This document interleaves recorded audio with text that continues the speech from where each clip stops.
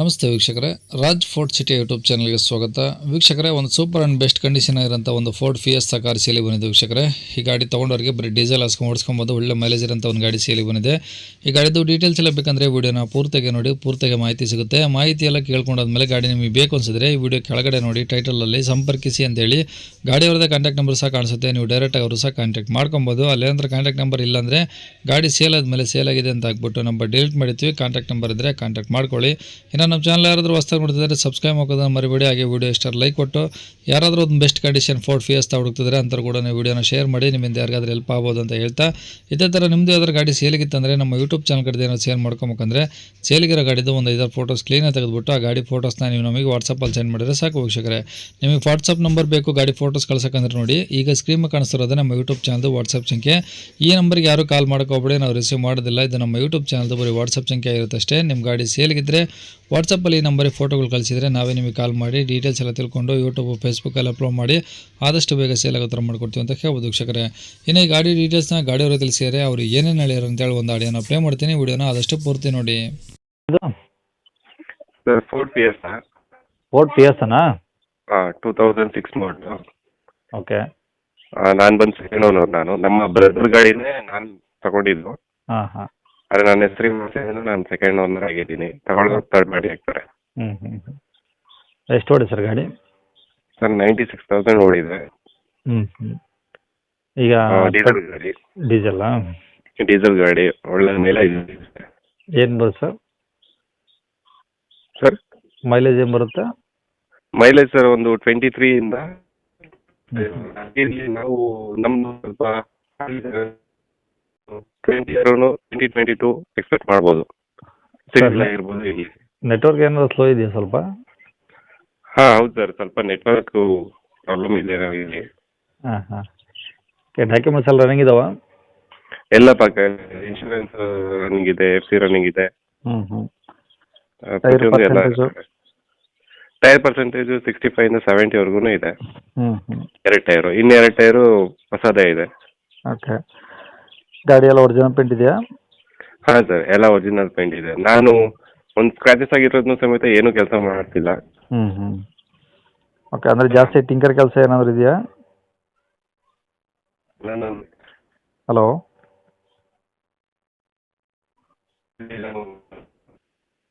Hello hello ಹಾಂ sir.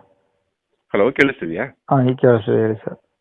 ಹಾಂ, tinkering ಕೆಲಸ ಅಂತದ್ದು ಏನಿಲ್ಲ ಗಾಡೀಲಿ, ಏನು ಕೆಲಸ ಇಲ್ಲ. ನಾನು ಪ್ರತಿಯೊಂದು ಎಲ್ಲ ಏನು ನಾನು ಹೊಸ ಗಾಡಿ ಥರನೇ ಮೇಂಟೈನ್ ಮಾಡಿದ್ದೀನಿ.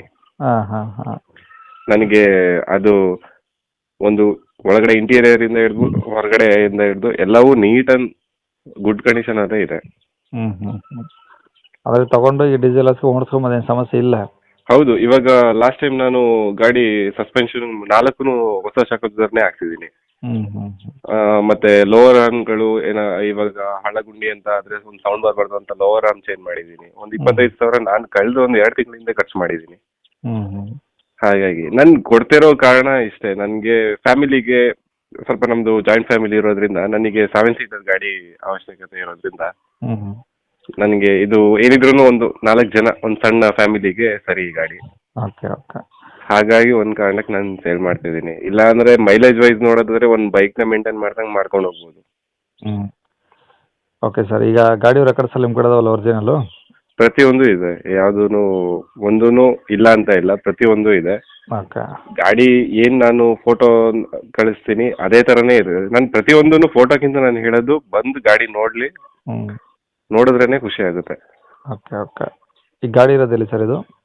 ಇದು ಸರ್ ಕೂರ್ಗ್, ಕುಶಾಲನಗರಲ್ಲಿ. ಹಾಂ ಹಾಂ. ಕುಶಾಲನಗರ ಹತ್ರ ಕೊಡಗು. ಹಾಂ. ಕೂರ್ಗಾ? ಹೌದು.